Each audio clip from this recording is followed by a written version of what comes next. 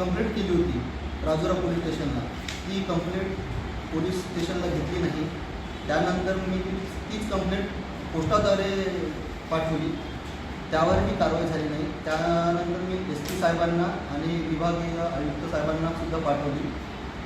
त्याच्यानंतर मला त्या कंप्लेंटवर 27/1/2021 NC मॅटर करून दिला. आणि काल 5-6ला जेव्हा मी पोलीस स्टेशनला गेलो त्यातही मला NC मॅटर म्हणजे धमकी देणं हे म्हणजे काही क्राईमच नाही असं यांचं म्हणणं.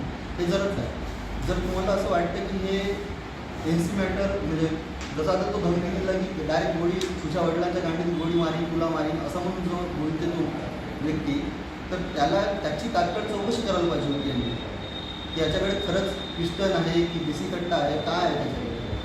तो राजुऱ्यात वारंवार असंच करून आला आहे. अजूनपर्यंत त्याच्याविरोधात कोणी बोलत नाही. पण मी ठरवलं की अन्यायाला आपण कुठेतरी वाचा फोडली पाहिजे आणि मी न्याय प्रतीक्षेसाठी